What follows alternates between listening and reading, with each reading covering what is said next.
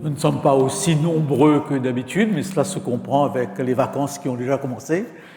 Il fait extrêmement chaud, n'est-ce pas? Et sans aucun doute, il y a d'autres raisons, mais je pars toujours du principe que ce qui est important, ce sont les gens qui sont là, n'est-ce pas? Donc, bienvenue à tous, particulièrement en premier lieu à nos amis visiteurs, si certains sont là, n'est-ce pas? Et aux habitués de ces conférences. C'est la dernière dans la série commencée au mois d'octobre sur les samedis de l'éthique, où nous avons abordé certains problèmes contemporains dans un cadre éthique. Nous cherchons d'une manière générale à parler de choses qui intéressent, qui devraient intéresser, et je me suis rendu compte que cette série a été reprise par le journal La Croix pendant 3 semaines. Pendant 3 semaines, eh bien, le journal La Croix a abordé toutes les questions que nous avons abordées ici. Et j'ai personnellement assisté à quelques conférences dans ce domaine à l'Institut catholique. C'est qu'au mois de novembre, comme vous le savez, le gouvernement revoit eh bien, ses valeurs éthiques. Qu'est-ce qui va sortir ? On verra bien, n'est-ce pas? Nous sommes dans un monde de plus en plus ouvert à tout.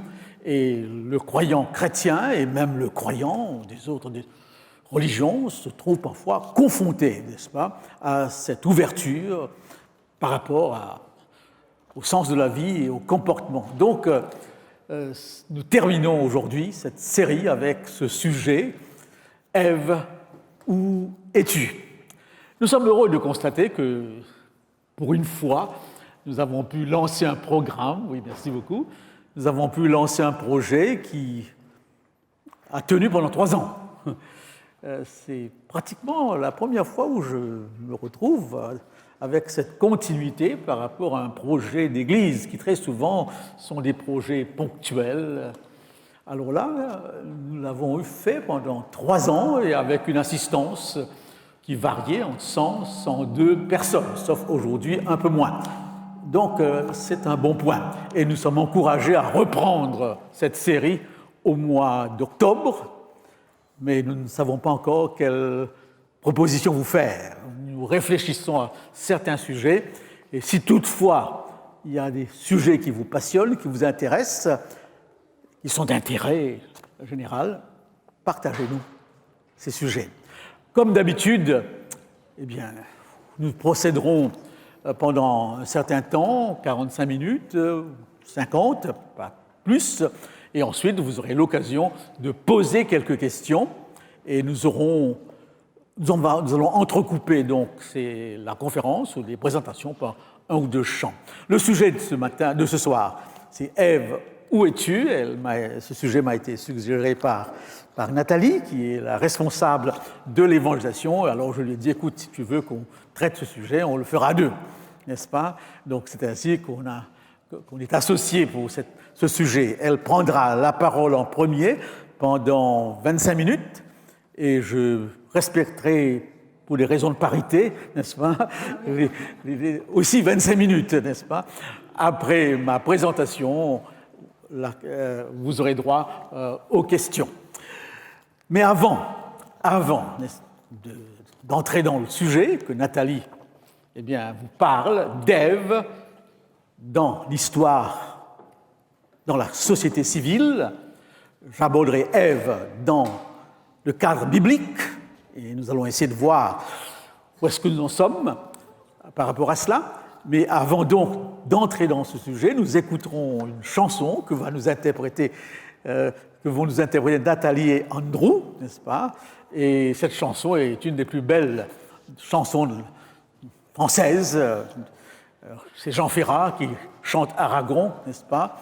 Le titre habituel, si tu te rappelles le titre, c'est La femme et l'avenir de l'homme. Eh bien, c'est Nathalie qui va nous interpréter ça avec Andrew.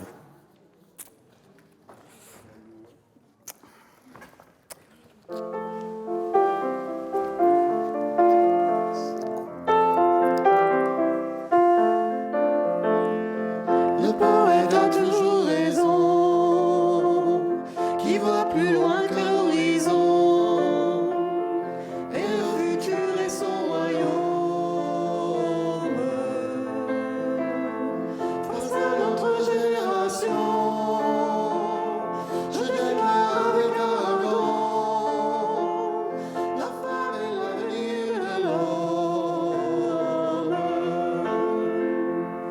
entre l'ancien et le nouveau.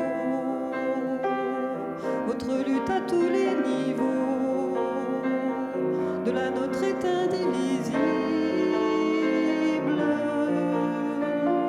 Dans les hommes qui font les lois,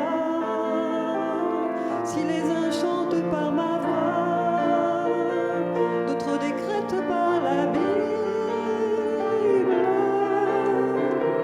Le poète a toujours raison, qui détruit l'ancienne oraison, l'image d'Ève et de la pomme. Face à vieille malédiction,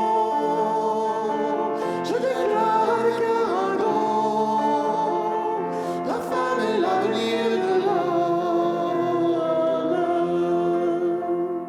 Pour accoucher sans la souffrance, pour le contrôle des naissances, il a fallu des millénaires. Si nous sortons du Moyen-Âge, vos siècles d'infini servage pèsent encore lourd sur la terre. Le poète a toujours raison, qui annonce la floraison d'autres amours en son royaume. Remets à l'endroit la chanson et déclare avec arrogance, la femme est l'avenir de l'homme. Il faudra réapprendre à vivre, ensemble écrire un nouveau livre, redécouvrir tous les possibles.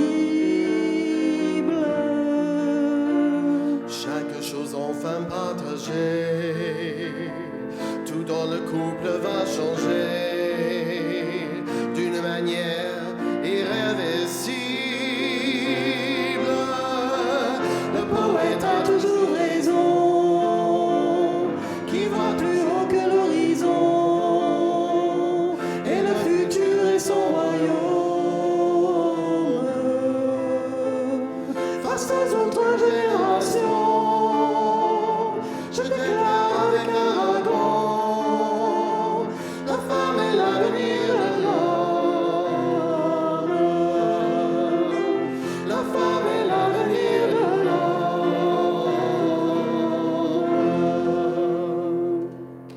Merci.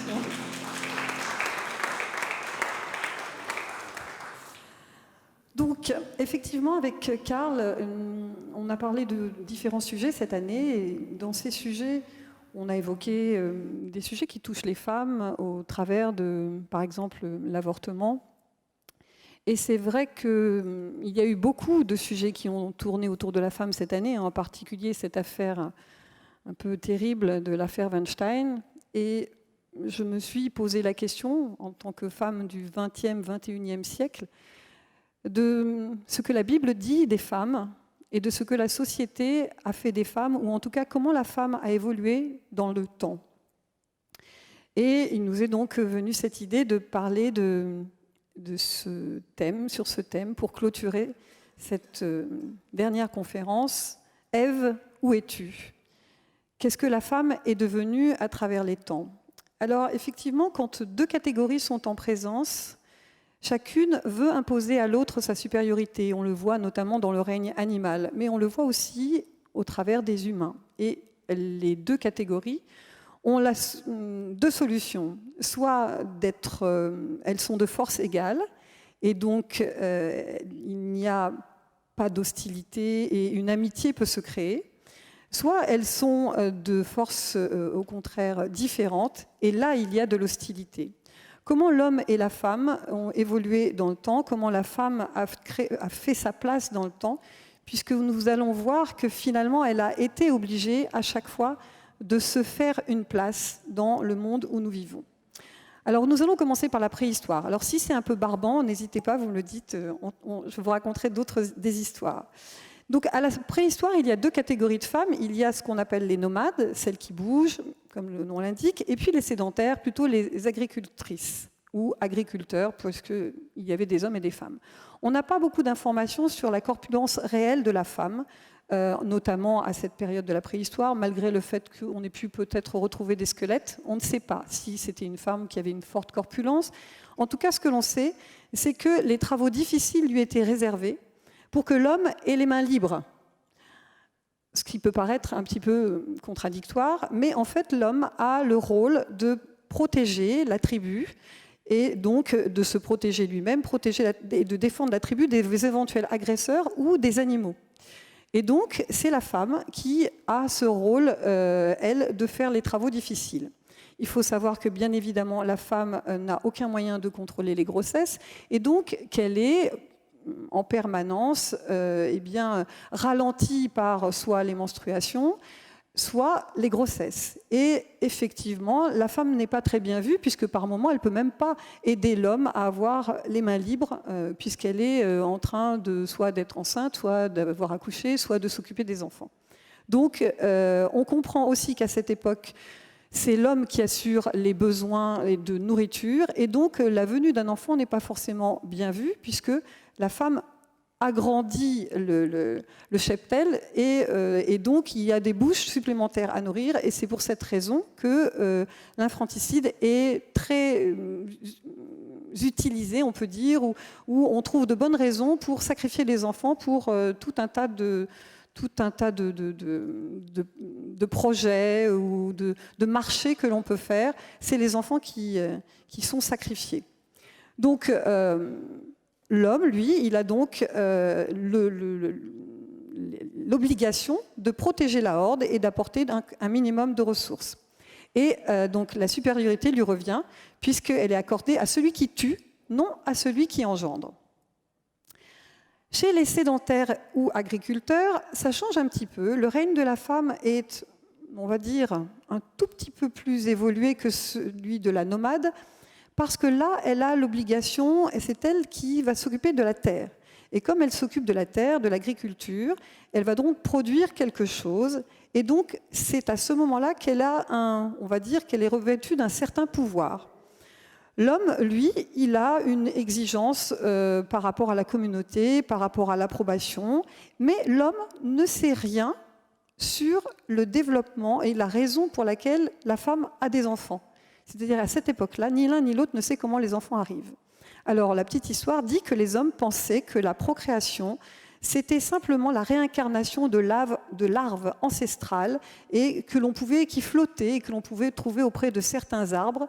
Donc, parfois, ils empêchaient les femmes de s'approcher des arbres, des fois qu'elles attrapent un enfant. Donc, ne craignez rien, vous pouvez vous approcher des arbres, vous ne risquez rien. La femme représente alors la transmission d'un passé et l'élaboration d'un futur. Les hommes les admirent par rapport au pouvoir qu'elles ont sur la terre, puisque ça paraît presque magique de voir ces choses qui sortent de la terre. Et donc, à ce moment-là, la femme a un pouvoir de transmettre un patrimoine, donc le patrimoine qui est la terre. On constate là que dans les deux cas, la femme n'est pas considérée comme un autre sujet face aux hommes. Elle est toujours considérée en relation directe avec l'homme. Elle n'a donc pas d'autonomie. Dans l'Antiquité, la notion de propriété par rapport à la terre est faite uniquement par rapport à l'homme. C'est-à-dire que la femme ne possède rien. Les terres se transmettent uniquement par rapport aux hommes. La femme n'hérite pas de la terre. Et donc, s'il n'y a pas d'homme dans la descendance, eh bien, c'est transmis à un frère ou à un oncle, mais ce n'est pas transmis à la fille. La femme n'a droit à aucun héritage. Et donc, il appartient au bon vouloir du père ou du mari de transmettre la propriété à qui il veut, si il n'y a qu'une fille, et si le seul enfant est encore une fille. La femme n'est qu'un patrimoine de plus, et il peut la répudier s'il le souhaite, il en a le droit.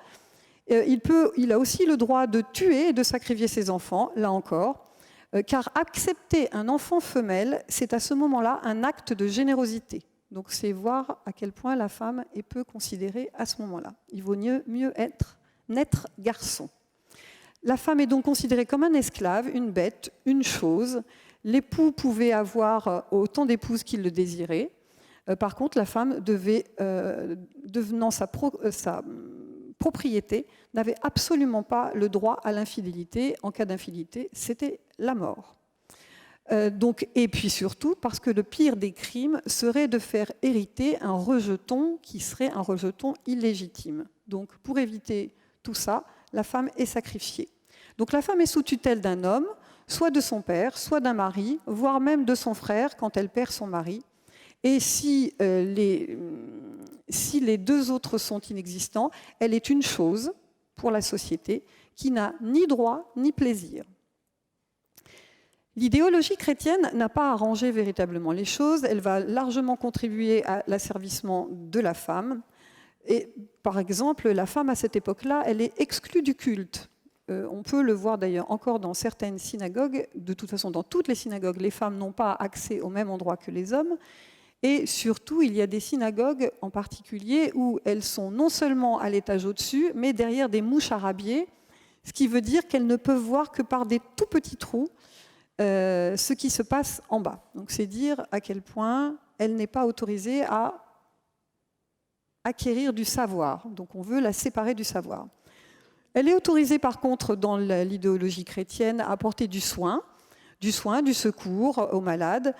Encore une fois, elle est vue comme une infirmière, une aide, mais à chaque fois, ce sont des travaux de subordination puisqu'elle est toujours sous la tutelle de l'homme. La femme, on le sait, est tirée de l'homme, et la femme est créée, et ce n'est pas l'inverse, c'est-à-dire qu'elle est créée de l'homme, et ce n'est pas la femme qui crée l'homme. Je pense que Karl approfondira bien cette partie, puisque nous savons quand même que dans l'idéologie chrétienne, ce qui vient en deuxième vient compléter. Mais il en parlera certainement dans sa partie qui concerne plus la vision biblique de la femme. Dans cette religion où la chair est péché, la femme apparaît comme la tentation la plus grave du diable. Tertullien a écrit pardon, « Femme, tu es la porte du diable, tu as persuadé celui que le diable n'osait attaquer en face, c'est à cause de toi que le Fils de Dieu a dû mourir, tu devrais toujours t'en aller vêtu de deuil et de haillons. » À partir de Grégoire VI, le célibat est imposé aux prêtres, la femme est alors plus tentatrice que jamais et son caractère dangereux est plus présent.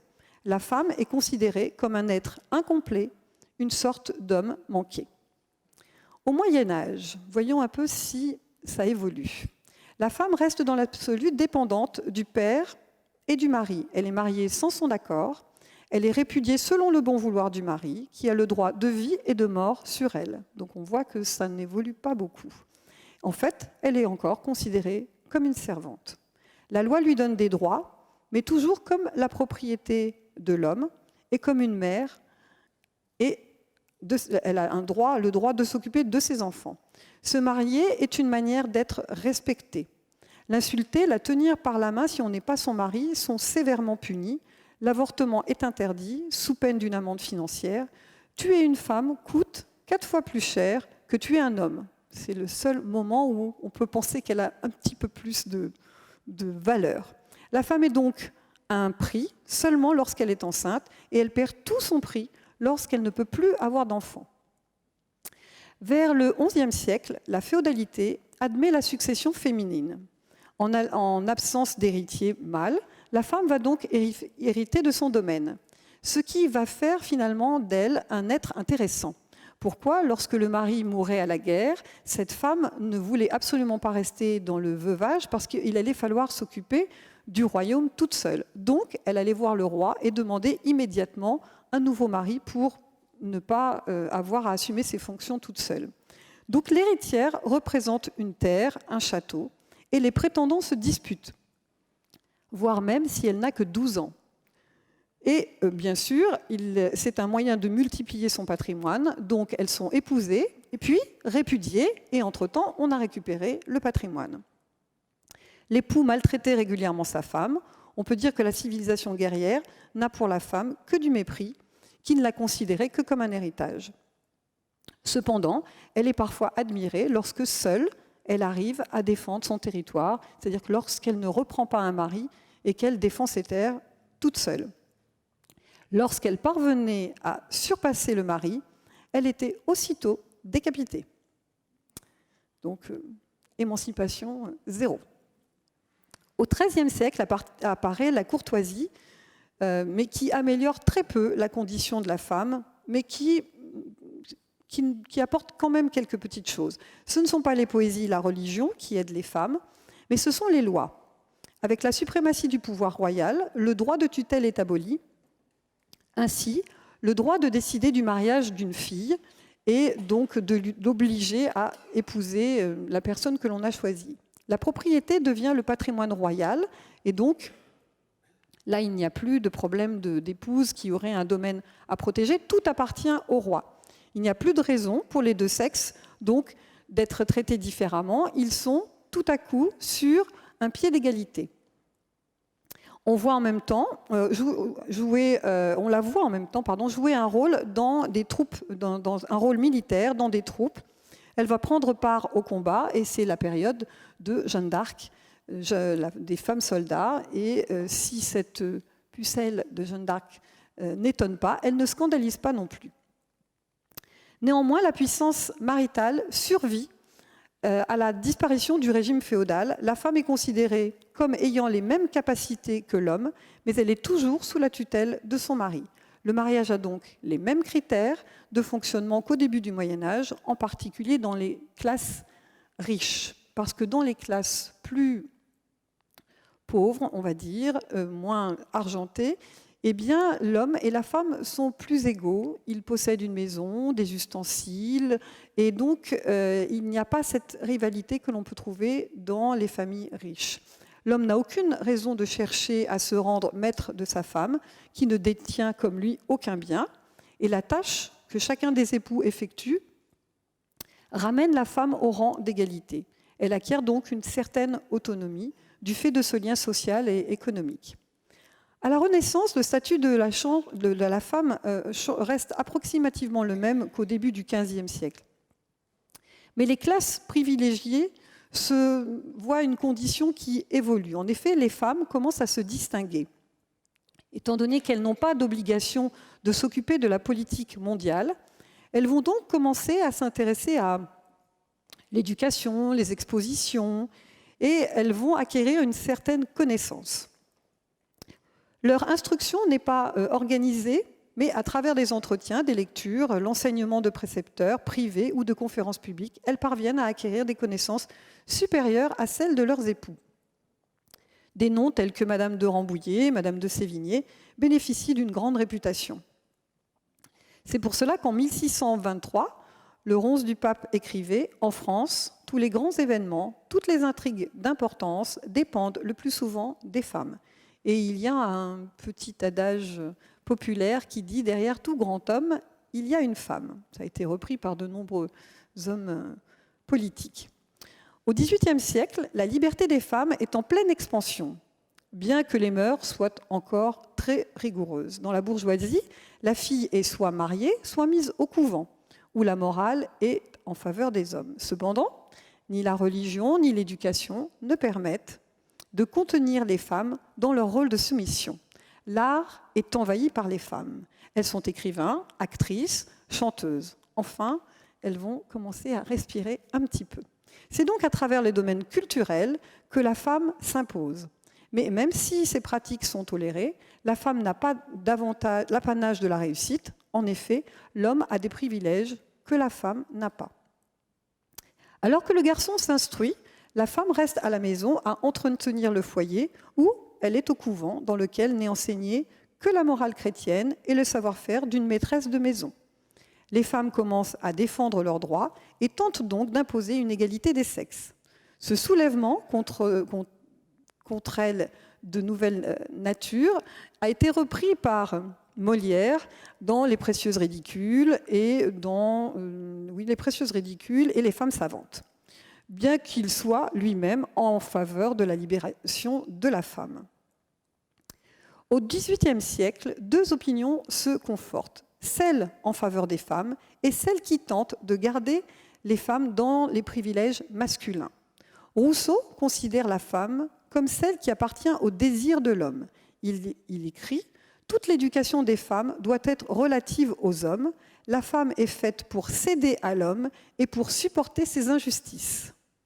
Bienvenue, bienvenue au siècle de Rousseau. L'idéal démocratique et individualiste de ce siècle est favorable aux femmes. Elles sont les égales de l'homme. Elles seront défendues par Diderot et Voltaire. Donc vous voyez, il y a une opposition à ce moment-là. Une partie défend, bien sûr, est favorable à l'évolution de la femme, et une partie veut continuer à cantonner la femme, la rabaisser à son rôle de mère, d'épouse, de femme au foyer. Ce sont les femmes des classes travailleuses de la petite bourgeoisie et dans les milieux ruraux qui vont évoluer le plus rapidement et qui vont acquérir une certaine autonomie parce qu'elles peuvent tenir un commerce ou avoir de la terre, gérer leur vie plus ou moins comme bon leur semble. Nonobstant cette indépendance, c'est encore sur le plan économique et sexuel qu'elle subit le pouvoir de l'homme. En effet, l'homme conserve le droit de mondium, c'est-à-dire que la femme lui doit fidélité et obéissance. Et pas l'inverse.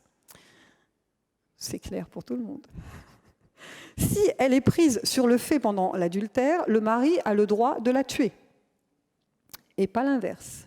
Il peut sinon la condamner à la réclusion et obtenir le divorce. En revanche, le mari est simplement frappé d'une amende s'il amène sa concubine au domicile conjugal. Le père a toujours plus de droits sur les enfants que la mère. Malgré tout, c'est le père qui a encore plus de droits que la mère. Au XIXe siècle, le XIXe siècle est caractérisé par le mari gouverne, la femme administre, les enfants obéissent. Le divorce est toujours, bien entendu, interdit et la femme est confinée au foyer. La femme ne peut acquérir un statut que par l'altruisme, un altruisme supérieur à l'homme, son amour et sa pureté. Selon Balzac, la destinée de la femme et sa seule gloire sont de faire battre le cœur des hommes, en particulier celui de son mari. Il s'agit globalement d'une réaction antiféministe contre l'émancipation débutante des femmes du XIXe siècle.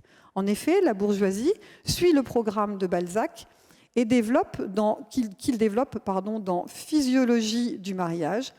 Il écrit, il faut lui refuser l'instruction et la culture, lui interdire tout ce qui lui permettrait de développer son individualité, lui imposer des vêtements incommodes, l'encourager à suivre un régime anémiant. On est bien content de ne pas être né à cette époque-là. Elles sont donc confinées à des rôles de maîtresse de maison et par compensation, on les honore de politesse hypocrite. La galanterie apparaît enfin pour déresponsabiliser la femme et on espère qu'ainsi dupées, séduites par la facilité de leurs conditions, elles accepteraient le rôle de mère et de ménagère dans lequel on veut les confiner. Peu de femmes osent revendiquer leurs droits, de peur qu'on leur ôte leurs privilèges de bourgeoisie. Donc, vers la fin du XIXe siècle, une grande révolution de femmes de la société apparaît, avec l'essor de l'industrie et un besoin de main-d'œuvre de plus en plus importante. Les femmes deviennent donc utiles à la société. Une ère neuve s'ouvre à elles, cependant elles restent exploitées et ne peuvent subvenir seules à leurs besoins. Au fur et à mesure, une législation spéciale pour les femmes au niveau du travail est mise en place, c'est-à-dire qu'on va déterminer une première charte de travail en 1892 qui interdit le travail de nuit et limite la journée de travail de la femme en usine, mais ça encore, c'est pour qu'elle puisse être là pour s'occuper des enfants, ce n'est pas uniquement dans l'intérêt de la femme.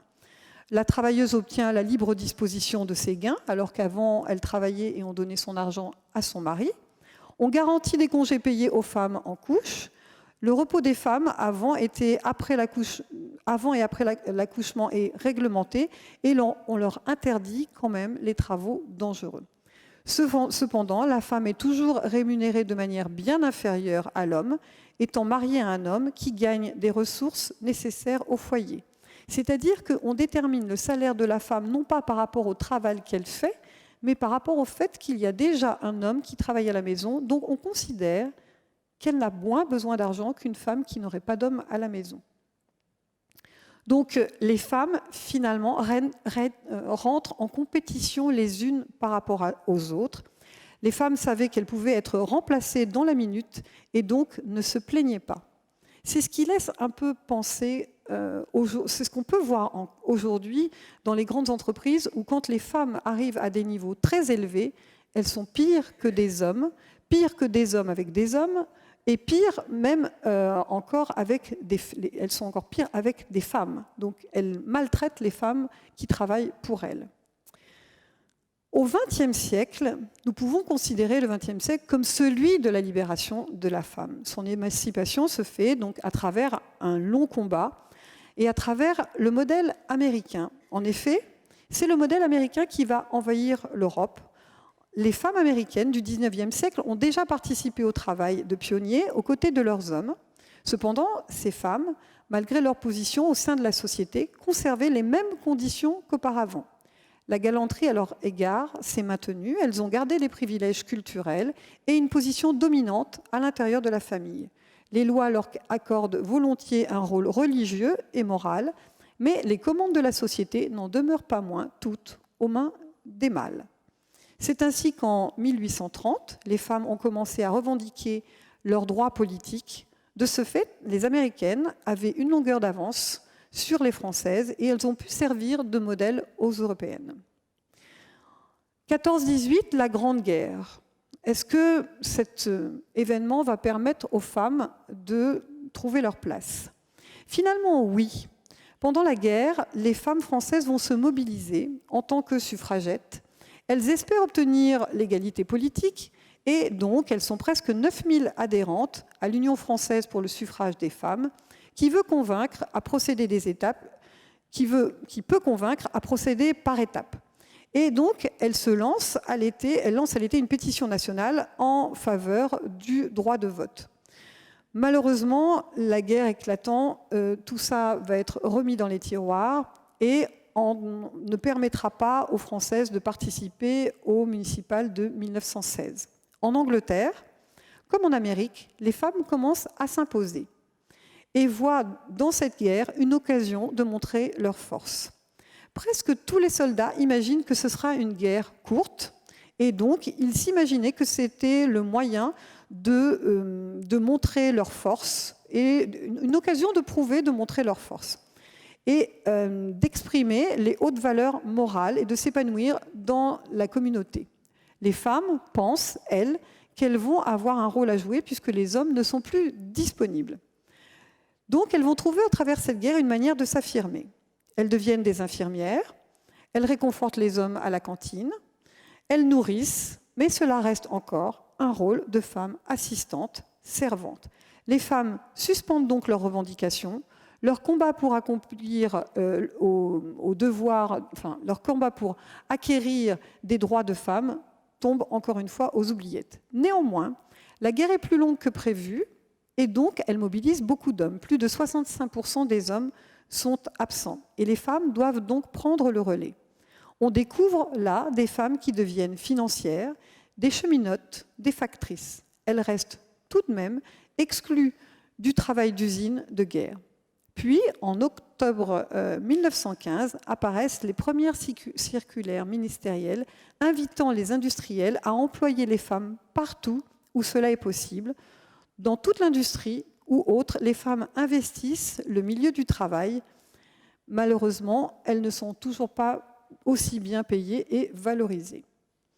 Tout ceci a pour conséquence la masculinisation des femmes, qui a été très controversée, parce que cela fait peur aux hommes. Et on voit depuis l'origine que la femme et l'homme ne se construisent pas ensemble ou l'un par rapport à l'autre, mais ils sont toujours confrontés l'un en face de l'autre.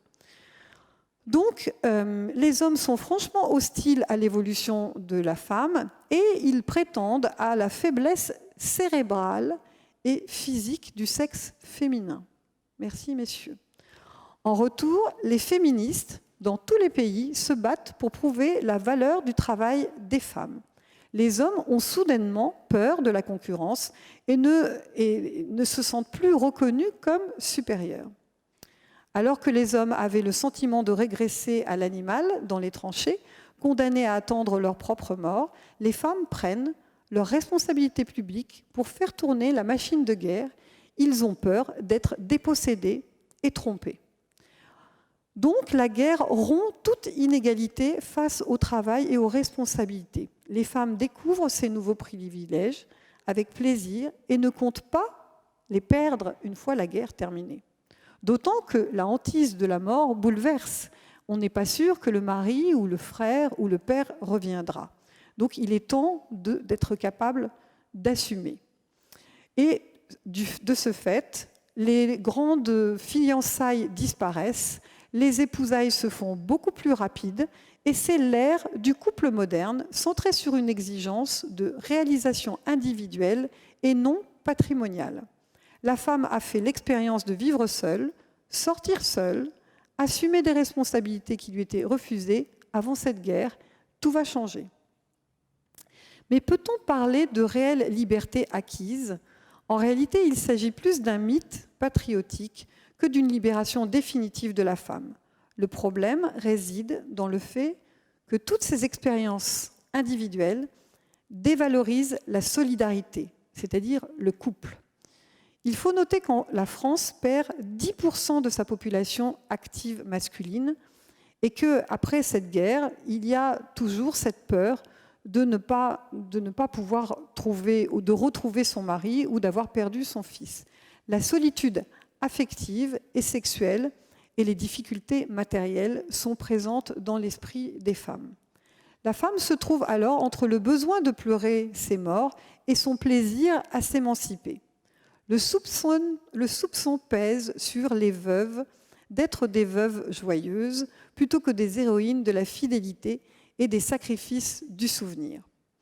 L'armistice du 11 novembre 1918 résonne comme la fin du travail par intérim des femmes.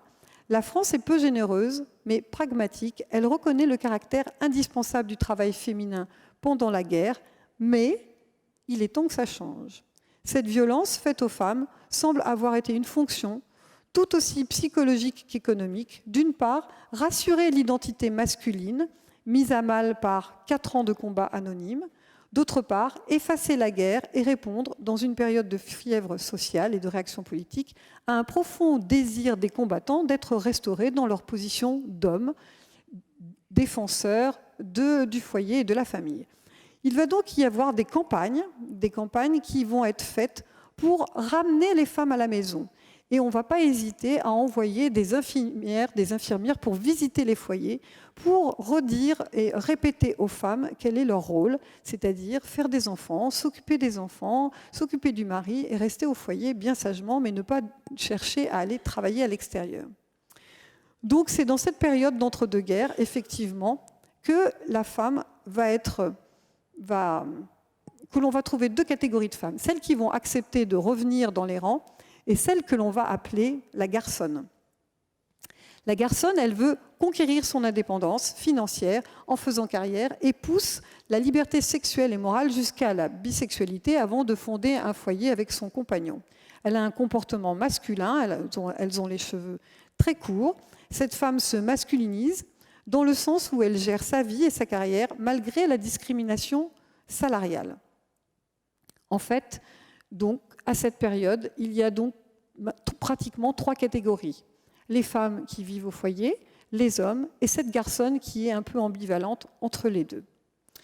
Mais la France reste le pays qui emploie le plus de femmes, environ 35% de la population active, dont la moitié était mariée. Et en effet, les femmes mariées, comme précédemment, avaient droit à des salaires inférieurs aux femmes qui n'étaient pas mariées. Au niveau affectif, les femmes ont maintenant la possibilité de choisir leur conjoint. Les pères n'osent plus imposer des maris à leurs filles et il n'y a plus de mariage dit arrangé. Cependant, les filles ne sauraient décider du choix du conjoint sans demander à la famille. Elles ont de surcroît acquis le droit de divorcer. L'avortement est toujours interdit, comme il l'était avant la guerre, et il est toujours jugé depuis 1920 comme un crime.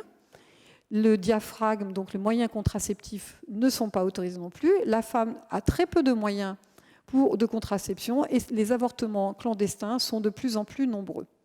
du fait qu'elles se soient un peu libérées, il y a forcément plus d'accidents.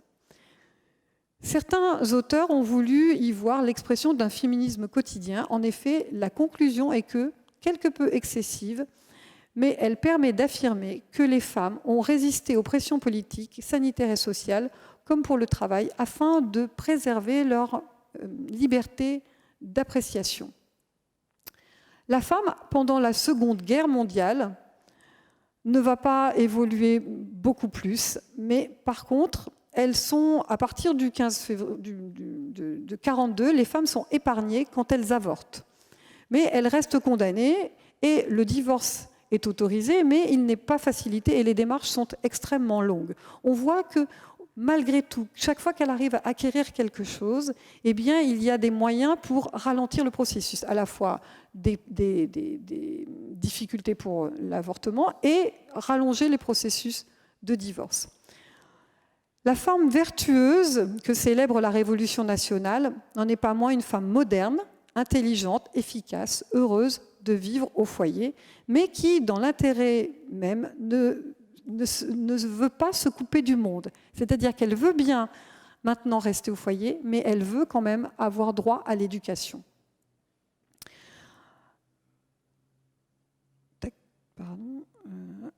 Nous en venons maintenant à la période qui nous concerne le plus, qui est cette période de la révolution sexuelle.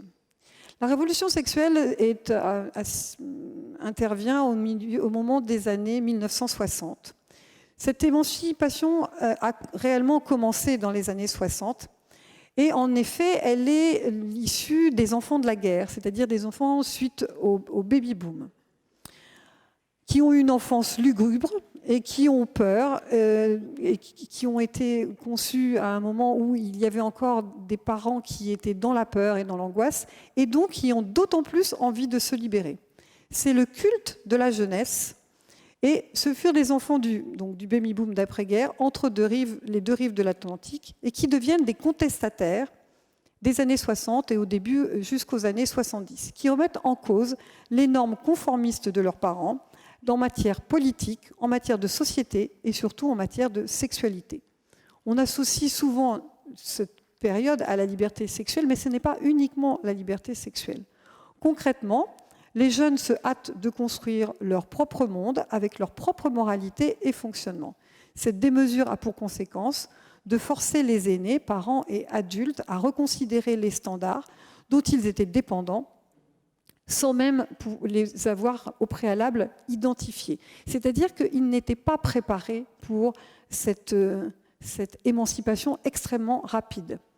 Cela va entraîner des vagues énormes de divorces, et tous les standards du couple, du foyer, de la famille sont brisés. Les femmes qui auparavant acceptaient d'être des épouses avant tout se réveillent et veulent exister pour elles-mêmes. Bien que les femmes aient obtenu le droit de vote en 1940, finalement, eh bien, ce qui voudrait signifier qu'elles ont les mêmes droits que les hommes, celui de gagner sa vie sans le consentement de son mari. Elle n'a pas encore le sentiment d'avoir pu changer l'opinion des hommes sur les femmes. C'est une découverte médicale, révolutionnaire, qui modifie réellement son identité. Quelle est cette découverte ? Quelle est la découverte qui, dans les années 60, va effectivement donner toute l'émancipation à la femme ? Yes. C'est Andrew qui répond. La contraception. Effectivement, c'est la découverte médicale révolutionnaire qui modifie réellement son identité. La contraception buccale. Alors qu'auparavant, elle avalait des poudres, des breuvages, tout un tas de choses qui étaient faites par des grands-mères pour éviter de tomber enceinte. Enfin, il y a quelque chose qui va lui permettre d'avoir des relations sans engendrer. Donc, elle va pouvoir contrôler en permanence ses relations sexuelles. Elle se trouve donc soudainement dans la possibilité de se libérer sexuellement. Le fait de pouvoir prendre la pilule était séparément de l'accouchement. Le fait de pouvoir prendre la pilule était séparément de l'accouchement. Il soulevait donc le problème de malaise moral, politique, social ou esthétique qui persécutait les femmes depuis toujours. Donc enfin, elles vont avoir des relations sans le risque d'avoir des enfants. Mais ça ne va pas forcément plaire aux hommes. Les politiciens et la pilule ont ensemble contribué à donner une physionomie exceptionnelle au féminisme des années 60.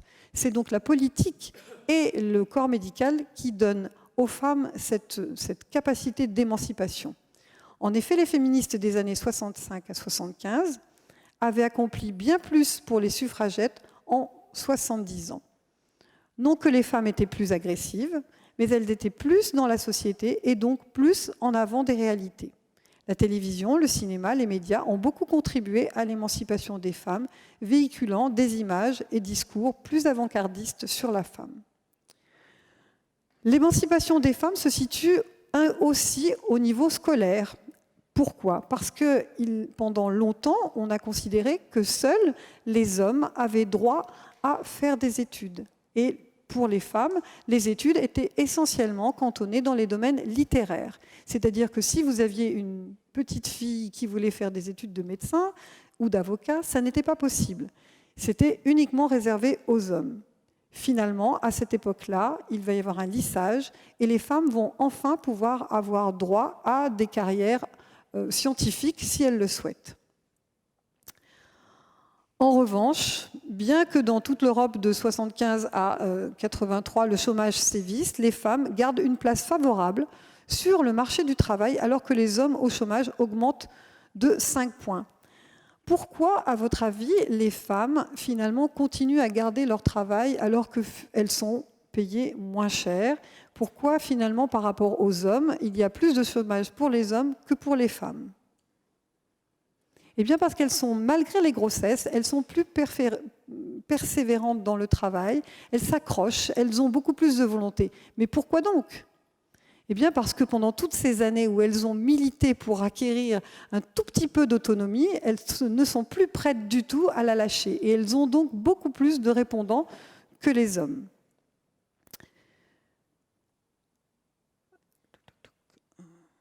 Alors, je coupe. En 1991, Amnesty International tente d'attirer l'attention sur les violations des droits fondamentaux des femmes, mobiliser la communauté internationale tout entière. C'est un ouvrage qui met en valeur toutes les violations des droits de la femme, quel que soit le régime. Amnesty International met en place 12 mesures visant à protéger les droits fondamentaux des femmes en rappelant aux pays les plus civilisés de montrer l'exemple. En effet, encore aujourd'hui, nombreuses sont les femmes qui sont bafouées dans leur honneur et dans leur intégrité. Pourquoi ? Parce qu'on a confondu cette volonté d'émancipation de la femme, d'être une femme capable d'assumer, capable de travailler au même titre que les hommes, capable d'avoir des fonctions dans le monde politique. On a pensé que finalement, les hommes ont pensé que c'était une attaque. Et en permanence, la femme a été rabaissée. On le voit notamment dans l'usage qui est fait de la femme au niveau de la communication, de la publicité et dans de nombreux domaines. Finalement, la femme est toujours un bon moyen pour vendre n'importe quel produit, vaisselle, voiture et tout ce qu'on peut trouver dans la publicité. Il y a aussi un autre fait qui est important, que je ne voudrais pas approfondir puisque ce n'est pas l'objet d'aujourd'hui, mais c'est aussi de dire que lorsque la femme est malmenée par les hommes, encore aujourd'hui, on pense toujours que c'est la faute des femmes, parce qu'elle n'était pas habillée correctement, parce qu'elle ne s'est pas comportée correctement, parce qu'elle a accepté ceci ou accepté cela. Ce n'est pas parce que la femme est libérée que ça donne plus de droit aux hommes de ne pas la respecter. Les hommes, pour être aimés, ont besoin d'être respectés, et les femmes aussi. Le propos d'aujourd'hui n'est pas de mettre en comparaison l'homme et la femme, n'est pas d'avoir un discours féministe, c'est juste de montrer combien la femme a dû se battre pour obtenir la place qu'elle a aujourd'hui dans la société. Même si cette place, par moment, est, je dirais, un peu déréglée, parce qu'effectivement, c'est toujours le paradoxe, quand on obtient des droits et des privilèges, on a ensuite envie de les défendre coûte que coûte et quoi que ça coûte. Et parfois, c'est vrai que la femme peut dépasser certaines limites. Je dirais qu'en conclusion, des siècles de femmes sous tutelle, sous la responsabilité des hommes, considérées comme des esclaves ou une dot, peuvent-ils être effacés par 50 ans d'émancipation ? Les femmes ne gardent-elles pas en mémoire cet inconscient collectif qui les pousse à inhiber leur propre identité et leur liberté. Merci.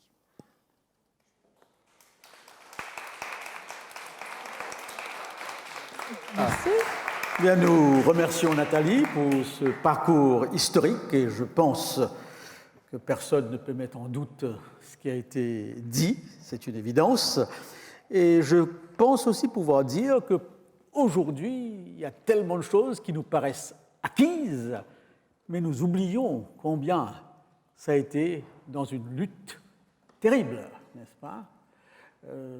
J'aime bien cette illustration que j'ai vue quelque part d'une femme et d'un homme qui vont au même niveau d'un bâtiment, mais l'homme prend l'ascenseur et la femme les escaliers. Pour arriver au même point où nous sommes tous aujourd'hui, eh bien, la femme a dû monter, n'est-ce pas? C'est une réalité de l'histoire, n'est-ce pas? Eh bien, nous allons maintenant voir ce que dit la Bible. Nous le ferons le plus simplement possible et plus clairement possible, mais nous écouterons une chanson d'Andrew pour nous préparer à cette deuxième partie. C'est un poème qui a été écrit en 1911 et je vous invite à suivre la traduction. Et, c'est tout à fait à propos du sujet d'aujourd'hui. As we go marching, marching in the beauty of the day, a million darkened kitchens, a thousand mill lofts gray, are touched with all the radiance that a sudden sun discloses. For the people hear us singing, bread and roses, bread and roses. As we come marching, marching, we battle too for men, for they are women's children, and we mother them again. Our lives shall not be sweated from birth until life closes. Hearts starve as well as bodies. Give us bread, but give us roses. As we come marching, marching, unnumbered women dead, go crying through our singing their ancient song of bread. Small art and love and beauty, their drudging spirits knew. Yes, it is bread we fight for, but we fight for roses too. As we come marching, marching, we bring the greater days. The rising of the women means the rising of the race. No more the drudge and idler tend that toil where one reposes, but a sharing of life's glories, bread and roses, bread and roses.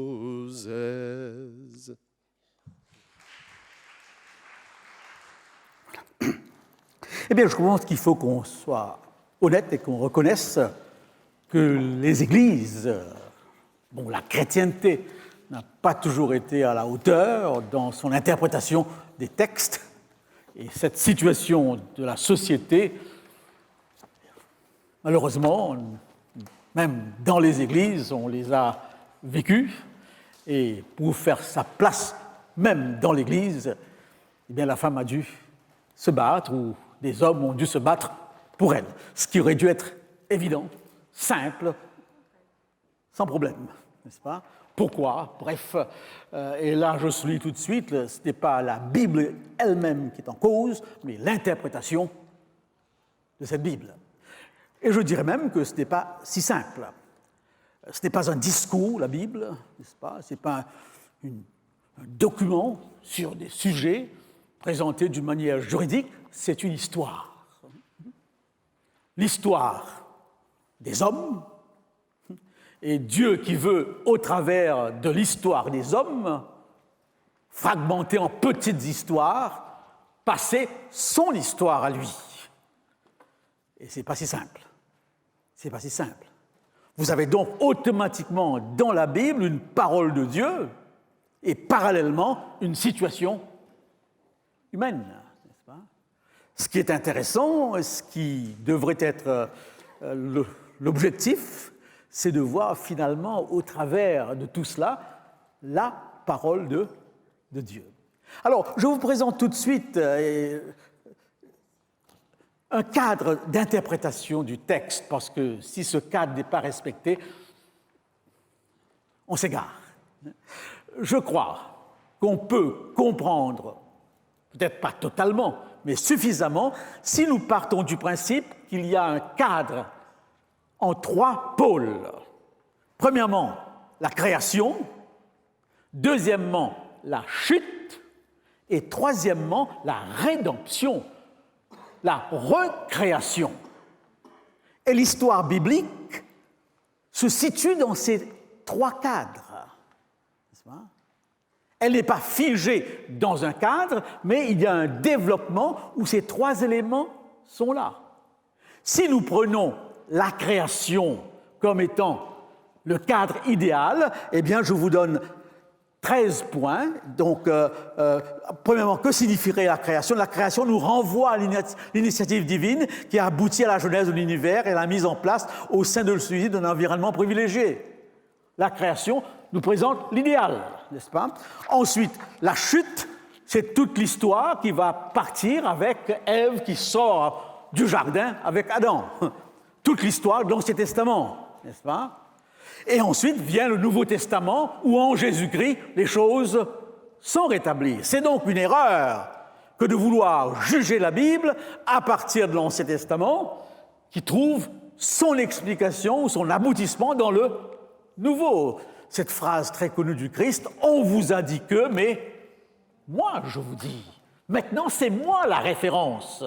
Cessez de prendre comme critère cette partie qu'on appelle ancienne alliance, mais je suis le critère. Et là, nous verrons dans quelques instants que personne ne peut accuser la Bible d'être misogyne ou de quoi que ce soit si on veut comprendre la Bible dans la personne de Jésus-Christ. Alors, à partir de la Genèse, qu'est-ce qu'on peut dire?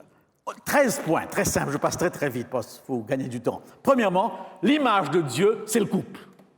C'est le couple qui est créé à l'image de Dieu. Genèse 5 le dit clairement, il les créa, hommes et femmes, à son image. N'est-ce pas? S'il y a de l'homme en Dieu, il y a aussi de la femme en Dieu. C'est pour cette raison, comme je vous ai présenté dans un sermon, toute une liste de versets où Dieu s'identifie totalement à la femme. À l'accouchement, aux douleurs de l'accouchement, une identification que je ne pourrais pas faire moi. Mais Dieu s'identifie. Deuxième élément, n'est-ce pas? Eh bien, troisième élément, l'expression dominer qui veut dire gérer. Cette expression gérer ne permet pas d'établir des fonctions différentes de l'homme et de la femme.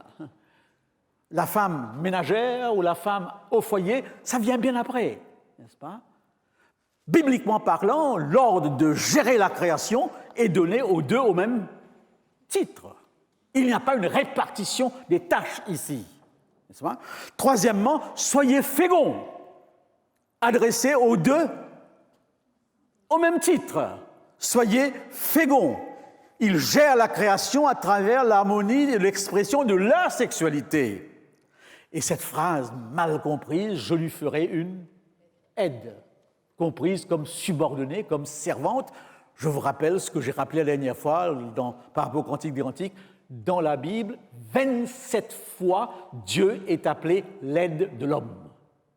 Donc l'expression aide est davantage utilisé dans la Bible au niveau de qui? De Dieu.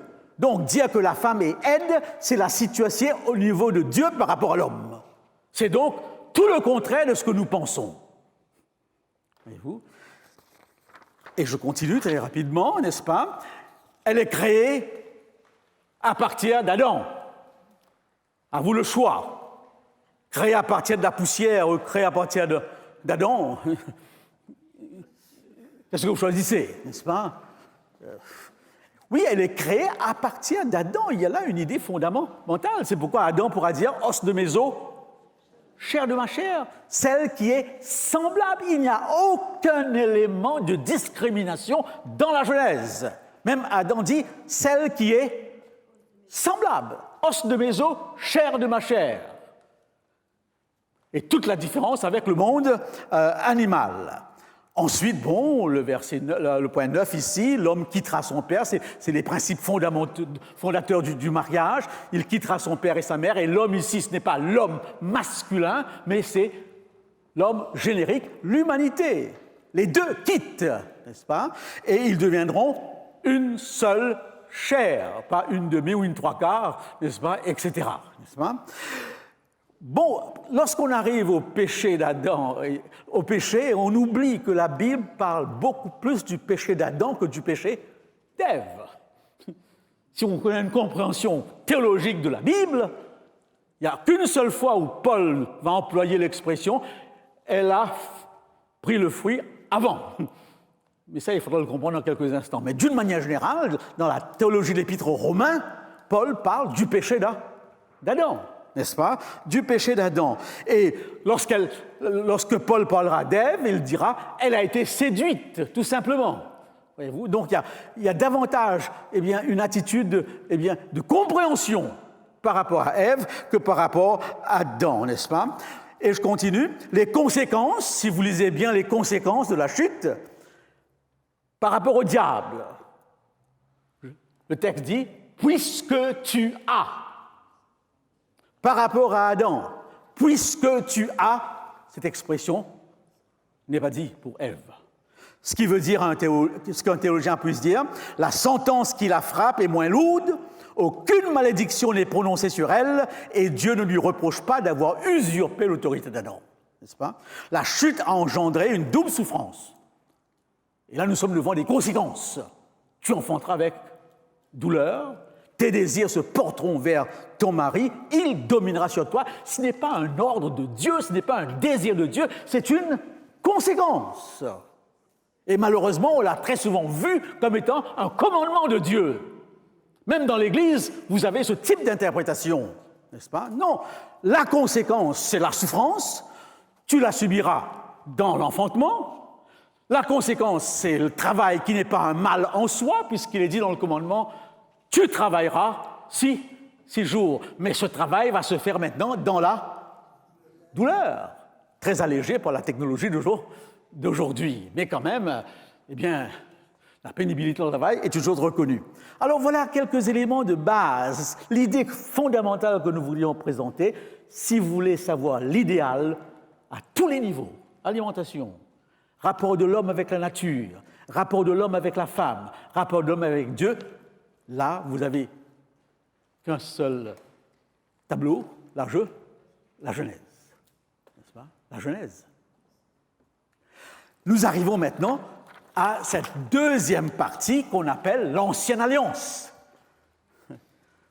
Tous ces textes de l'Ancien Testament, et lorsqu'on parle de cette Ancienne Alliance, c'est un cadre nouveau, et c'est le cadre de la chute de l'homme.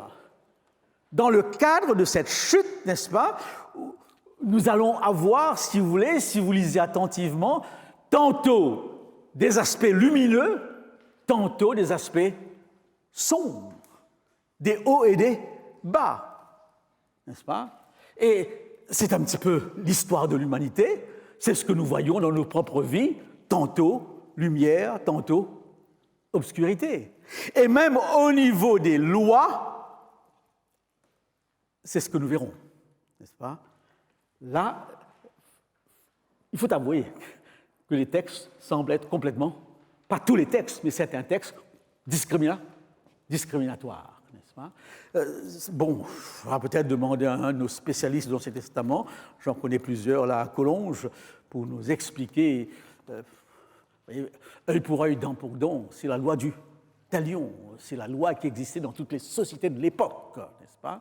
La Bible reprend le œil pour œil, dent pour dent, mais nous n'avons pas dans l'Ancien Testament d'exemple biblique où c'est appliqué. Mais cette loi est là.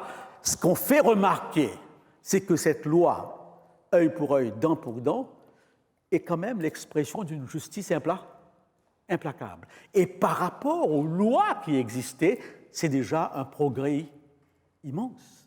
Vous avez une notion biblique très importante où la vérité est progressive. Une trop grande lumière éblouit. C'est un fait, n'est-ce pas? Quelque chose de trop bon pour un corps qui est malade, eh bien peut être catastrophique. Voyez-vous? Donc, sous l'Ancienne Alliance, dans l'Ancienne Alliance, ces lois de Moïse sont là et nous constatons des ombres et des lumières. Je souligne quelques aspects sombres qui vont un petit peu froisser, déranger ou dénaturer la relation de l'homme-femme. Première chose, la polygamie. D'ailleurs, quand vous lisez le texte de la Genèse, vous verrez qu'aussitôt, eh bien, qu'on ait parlé de la situation idéale, vous avez cette phrase et Lémec prit deux femmes. Tous ces textes sont importants. Lémec prit deux femmes. Tout le contraire de ce que nous venons de voir dans la situation idéale, n'est-ce pas? Eh bien, premier aspect sombre, la polygamie, c'est l'espace de domination et d'abus de l'homme sur l'homme. C'est un espace. Bon, ici, on ne peut pas savoir de quoi il s'agit. On est bien loin de ça. Mais paradoxalement, j'ai été missionnaire dans différents pays, et je travaille dans des pays de polygamie. Ce qui m'a un petit peu frappé, étonné, c'est que finalement, l'être humain s'habitue à une situation. Et finalement, cette situation qui paraît aberrante, devient une situation normale. N'est-ce pas?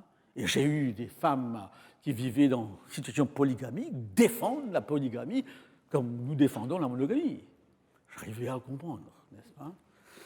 Mais c'est l'être humain qui, finalement, s'habitue et ne voit plus les écarts. Aujourd'hui, j'aurais pu vous donner, dans la politique actuelle, beaucoup d'exemples, n'est-ce pas? On s'habitue à un système, on n'est même pas conscient qu'on est en train de voler le peuple ou qu'on est en train avec toutes les histoires d'emplois fictifs. Ça devient tellement normal. C'est l'être humain. C'est l'être humain, n'est-ce pas? La polygamie, la tyrannie patriarcale. La femme est dans le système patriarcal, l'homme est propriétaire. C'est sa propriété, n'est-ce pas? D'ailleurs, le mot Baal qui est employé signifie propriétaire. La femme disait à son mari, mon Baal, tu vois, voyez-vous, aujourd'hui, personne n'emploie une expression pareille. Ça peut vous choquer, mais ça ne choquait pas, n'est-ce pas? Puisque c'est le système. On a grandi avec, on a grandi dedans, n'est-ce pas? Exactement comme j'ose pas, enfin, j'ai rencontré quelques personnes qui ont vécu dans certains régimes et qui, jusqu'à maintenant, n'arrivent pas à voir la différence et même voudraient retourner à l'ancien régime. C'est tellement ancré. Et probablement, ce régime, eh bien, comme quelqu'un me disait dernièrement en Bulgarie, mais malgré tout, à cette époque-là, tout le monde mangeait à sa faim. Tandis qu'aujourd'hui, l'écart est de plus en plus grand. C'est vrai, semble-t-il, n'est-ce pas? Un système communiste de répartition égalitaire. J'ai vu dernièrement, je regardais un documentaire sur un de ces pays, la Corée, etc. Mais finalement, ces gens sont complètement... Tout est géré par l'État. Ils ont l'essentiel. Et on pourrait dire, mais ce système est bien loin de meilleur que le système occidental de liberté, d'autonomie, où les écarts sont de plus en plus grands. Sauf que là, il y a une certaine liberté, n'est-ce pas? Eh bien donc, polygamie, tyrannie patriarcale, et dans cette pyramide patriarcale, la femme a un petit peu le rôle d'un enfant vis-à-vis de son tuteur. Bien sûr, le domaine de l'adultère. Toutes les lois d'adultère dans l'Ancien Testament sont plus favorables à l'homme qu'à qu'à la femme. Il faut le dire clairement, il faut chercher l'explication à ça, n'est-ce pas? La femme adultère est traitée d'une telle façon, mais pas tellement l'homme. Ça va aller jusqu'au temps de Christ, n'est-ce pas? Et Jésus va complètement, une de ses premières révolutions sera une révolution dans ce domaine-là, parce qu'il n'y a jamais d'adultère tout seul. Je ne sais pas si c'est possible, n'est-ce pas? Mais pourtant, c'est toujours la femme qui est responsable. L'homme, non, n'est-ce pas? Il échappe, n'est-ce pas? Et là, le Christ va aller jusqu'au... non, tout le message du sermon sur la montagne est là, eh bien, comme quelque chose d'extraordinaire. Donc, je passe assez vite. L'adultère vient ensuite quelque chose qui me gêne énormément, mais qui est bien là, l'ordalie. Cette ordalie existait chez tous les peuples de l'Antiquité, était même associée à la superstition, à la magie, n'est-ce pas? L'ordalie, eh bien, c'est les femmes, pour prouver qu'une femme n'avait pas commis un adultère quelconque, ou n'avait pas commis une infraction quelconque, elle allait devant le sacrificateur, il y avait une offrande de jalousie, une offrande par rapport à cet acte, et là, le sacrificateur lui donnait une boisson quelconque à prendre. Si elle était coupable, son ventre se gonflait, ses cuisses se séchaient. C'est affreux, n'est-ce pas? Je ne sais pas, j'essaye de chercher une explication un peu plus normale de cette ordalie, mais exactement comme œil pour œil, dent pour dent, cette loi existait au sein d'Israël. Mais nous n'avons aucun exemple dans l'histoire d'Israël de l'application. La loi est là, mais on n'a pas d'exemple d'application. Eh bien oui, et très souvent, si vous lisez bien Nombre 5.31, la conclusion du passage résume bien le problème, le mari sera reconnu innocent. Il est toujours reconnu innocent. Sans faute. C'est dans le texte. Il est toujours sans faute, n'est-ce pas? Alors vient ensuite le divorce. Et là, le Christ le fait bien ressentir, il suffisait d'une lettre de divorce pour que ce divorce avait lieu. Et qui rédigeait la lettre? Eh bien, c'est l'homme. Donc, dans cette période, avouons-le franchement, il y a des textes qui sont assez sombres et vous avez automatiquement suffisamment parfois de base pour dire « mais ce n'est pas normal ». Mais ce qu'il faudrait peut-être voir maintenant, ce sont les côtés lumineux. Puisque nous sommes dans un entre-deux, dans un processus, dans un développement, eh bien, essayons de voir au-delà de ces lois, qui étaient les lois de l'époque, ailleurs qu'en Israël, quelques aspects lumineux. Nous avons par exemple, eh bien, la femme dans la vie religieuse. Marie, Déborah, Hulda. Femme prophète, n'est-ce pas? Déborah, femme juge, voyez-vous, et Marie, la femme de Moïse, n'est-ce pas, qui va jouer un rôle très important à côté d'elle. Dans la vie civile, nous avons Rahab, Ruth, Athalie, et je souligne encore Déborah, c'est la première femme générale. Je ne sais pas si on pèse le poids de ça. Il y a très peu de pays encore qui ont à la tête de l'armée une femme. La France, là, maintenant, n'est-ce pas? Mais c'est assez récent. La Bible devance beaucoup de pays surdéveloppés sur certaines questions. Déborah dirige l'armée d'Israël. Et ce qui me frappe lorsque je lis l'histoire de Déborah, c'est de constater qu'elle gagne des batailles. Mais pour ne pas faire de l'ombre à Sisera, le roi, l'homme, elle s'efface. Quelle grandeur d'âme! Les féministes d'aujourd'hui n'auraient pas fait ça, n'est-ce pas? Elle gagne des batailles. Sisera se réjouit, mais elle ne s'attribue aucune gloire. Elle s'efface, mais elle était générale d'armée. Il y a très peu de pays qui ont une femme à la tête, n'est-ce pas? Donc, pour montrer combien, malgré tout, la Bible est en avance. Dans la vie conjugale, vous avez deux histoires. Bon, si on étudie bien l'histoire de Sarah dans ses rapports avec Abraham, on se rend compte qu'elle avait du caractère, n'est-ce pas? Elle ne se laissait pas faire, et vous avez une belle histoire d'Abigail. Vous lisez ces textes, eh bien, ouais, cette femme ne répond pas aux normes de son temps. Elle prend la direction des choses par rapport à un mari, eh bien, terrible, n'est-ce pas? Elle va même cette histoire est ensuite le Cantique des Cantiques, je ne vais pas m'y arrêter puisque vous avez une conférence là-dessus, n'est-ce pas? C'est un des textes de l'Antiquité où, même dans le rapport intime, dans le langage poétique, la femme est au même niveau que l'homme. L'homme parle, la femme aussi parle, ils se parlent face à face, au même niveau, n'est-ce pas? Nous avons maintenant ce chapitre de Proverbe 31, 10 à 30, la femme vertueuse, qui demeure un texte extraordinaire. Voilà donc, dans cette période sombre, quelques lumières. Dieu ne peut pas changer du jour au lendemain les lois. On ne change pas des lois qui existent depuis des millénaires. D'ailleurs, dans l'histoire que nous a racontée Nathalie, ça a été une lutte. J'ai à la dernière page du texte les dates de l'émancipation de la femme en Europe, en France. Ça n'a pas été facile.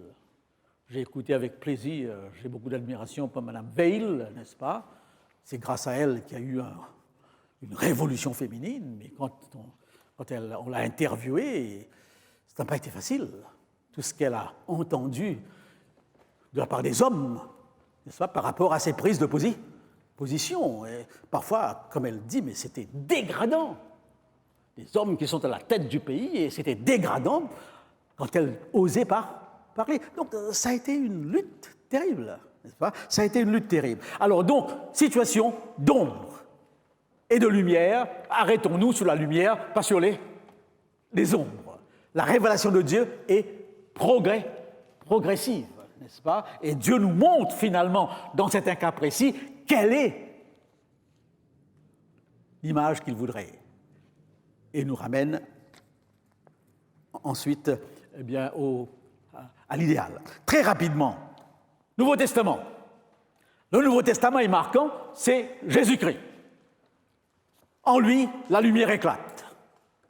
N'est-ce pas? Qu'est-ce que nous apprenons? Quand on compare les évangiles à la littérature profane de l'époque, on est frappé par le nombre relativement élevé de références aux femmes dans les évangiles.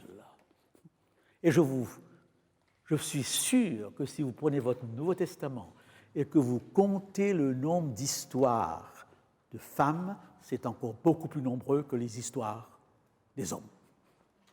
Il y a dans les évangiles davantage de relations de Jésus avec les femmes que de relations avec les hommes, ce qui démontre clairement qu'il y a une révolution qui a lieu.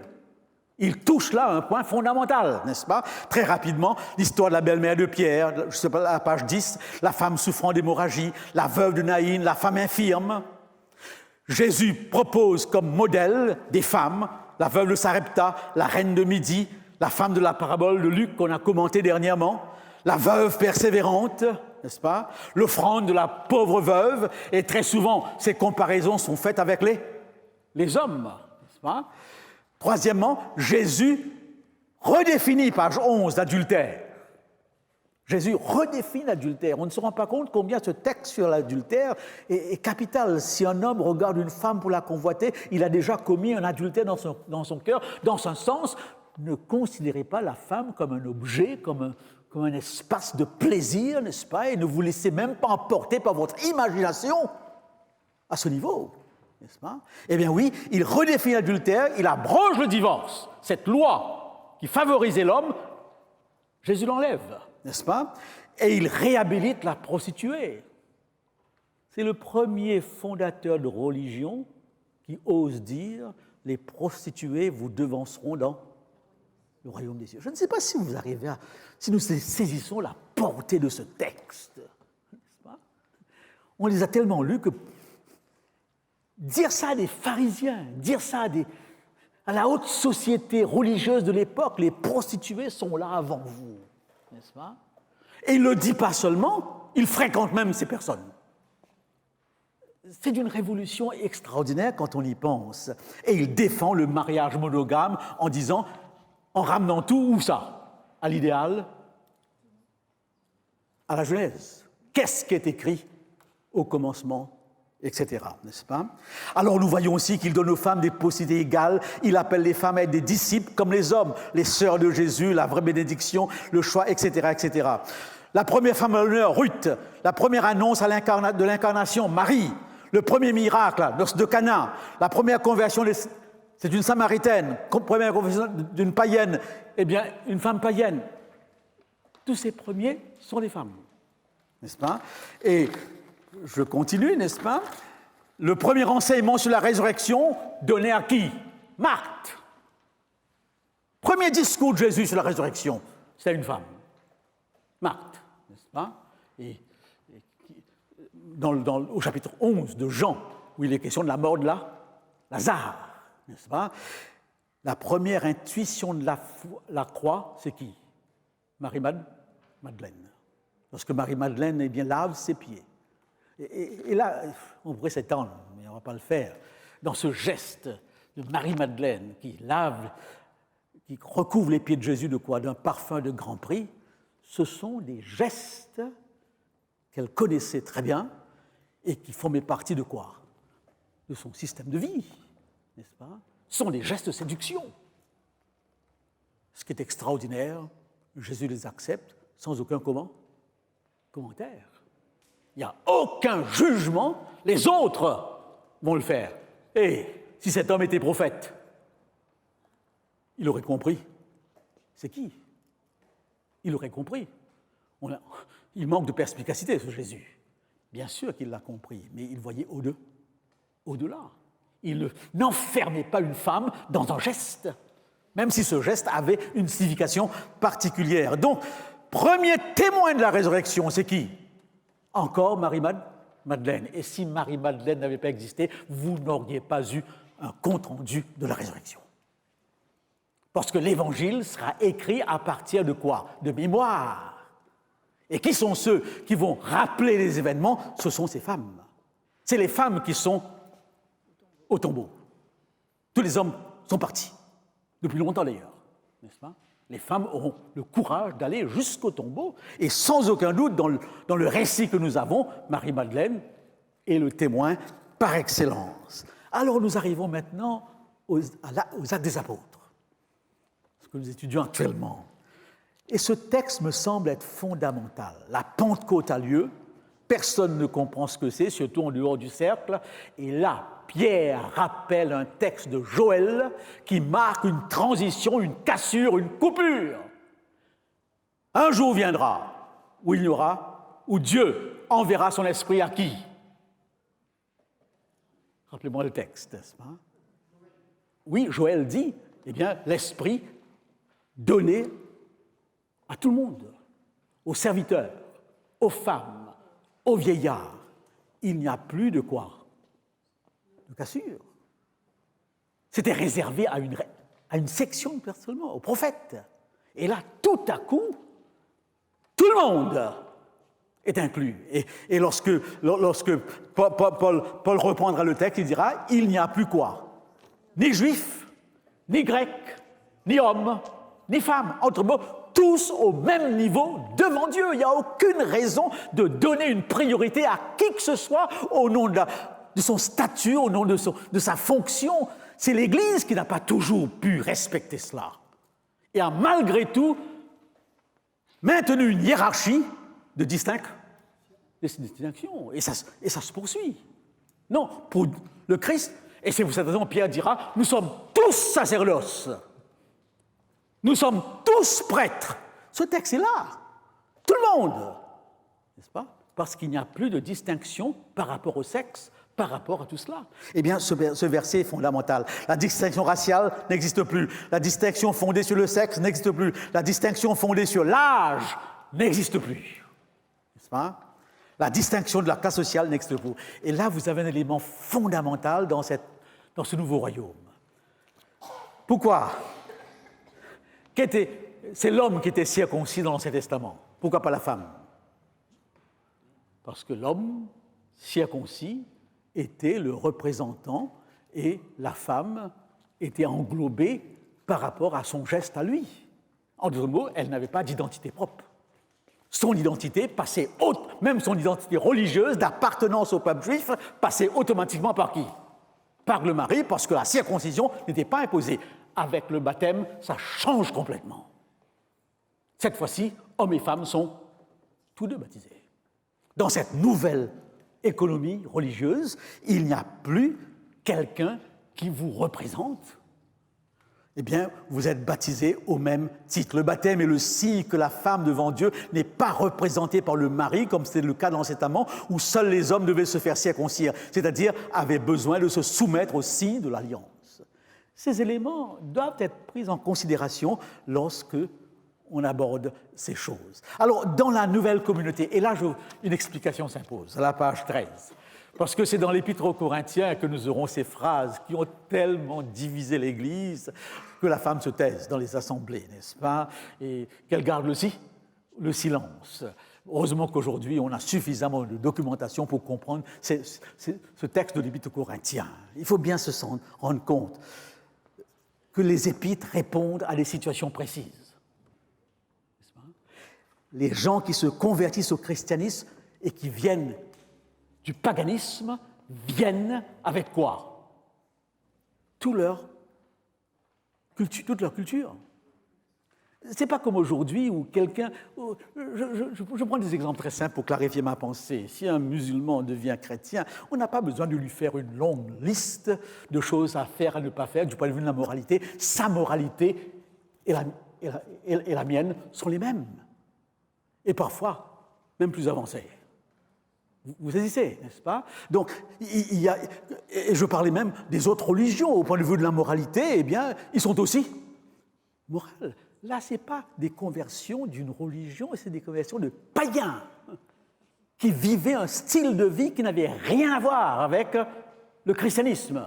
Et c'est pour cette raison que quand vous lisez l'Épître aux Corinthiens, vous avez l'impression que c'est le chaos, là, n'est-ce pas? C'est le chaos. Et chose peut-être qu'on ne fait pas aujourd'hui, c'est qu'on ne les baptiserait pas. Aujourd'hui, dans mon église, chers amis visiteurs, je dois vous l'avouer, avant que quelqu'un prenne le baptême, il a une formation catéchétique, comme dans toutes les églises, je pense, de 28 doctrines, et on vérifie au moins si, au point de vue de la morale, il est quoi? Au niveau.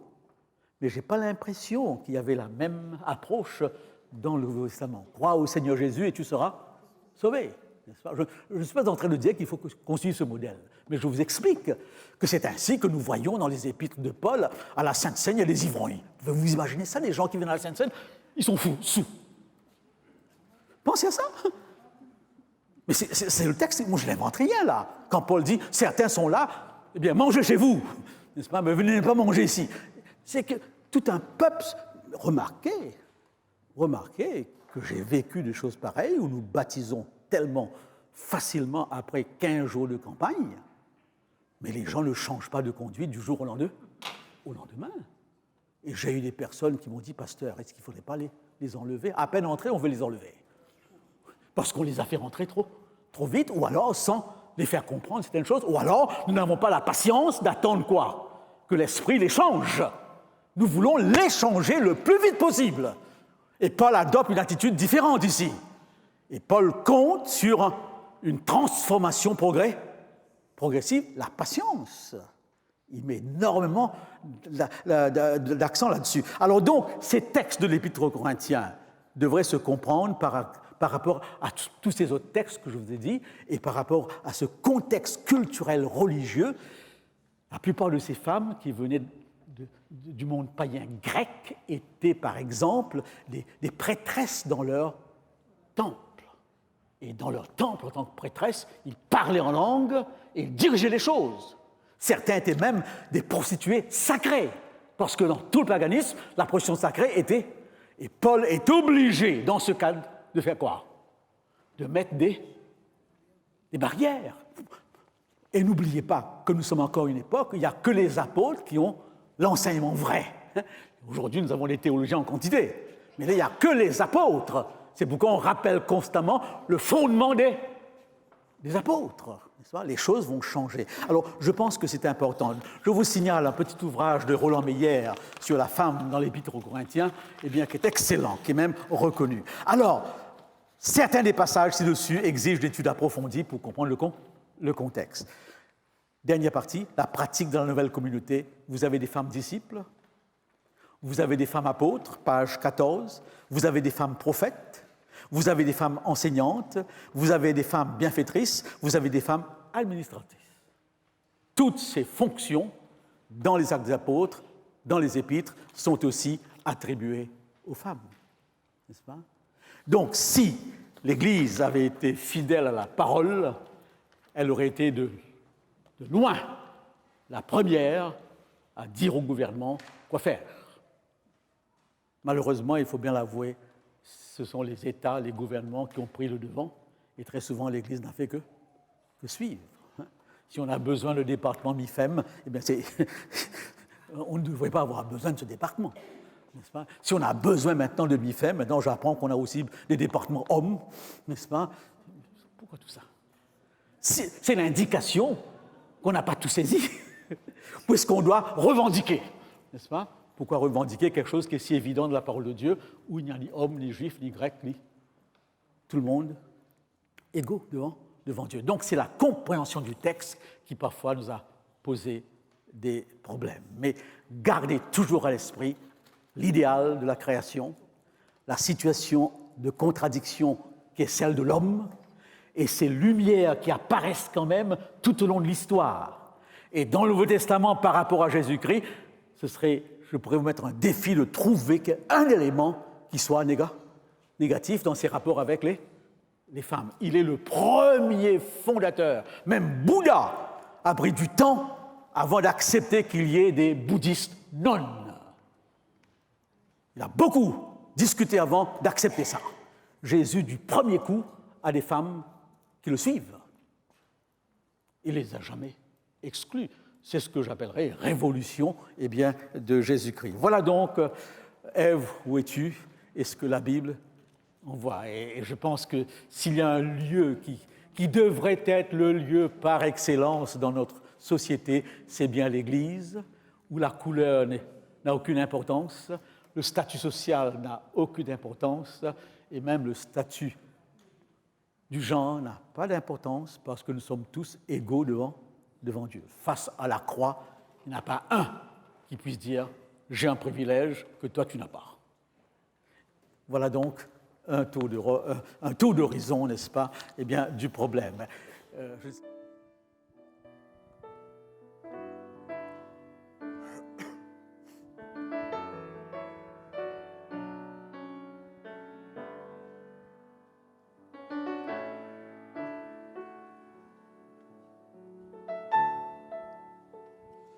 First I gave you breath for living, then a will to choose your way, food and water there for the taking, night for rest and light for day.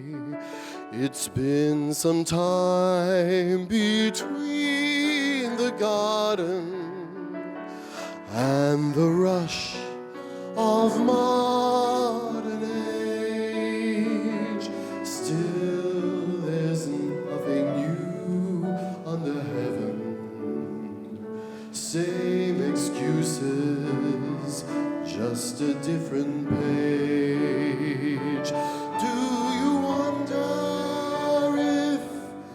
Sleeping, wonder if those prayers got through. Do you miss me, child, when you're running the way that I miss you?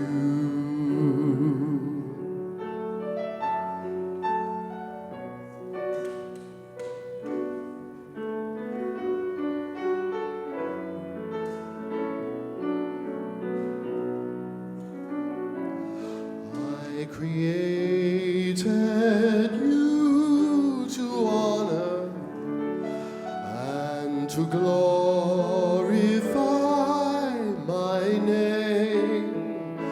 Now your world is filled with distractions, wins and losses, serious games.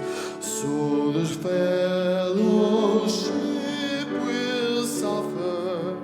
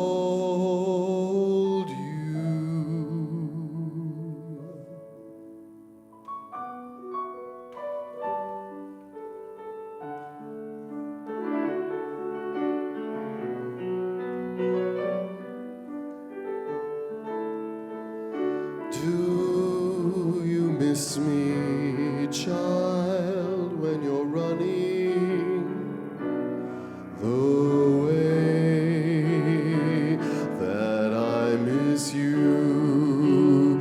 Do you miss me, child, when you're running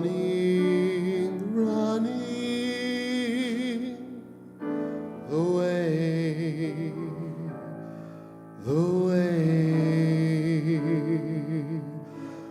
that I miss you?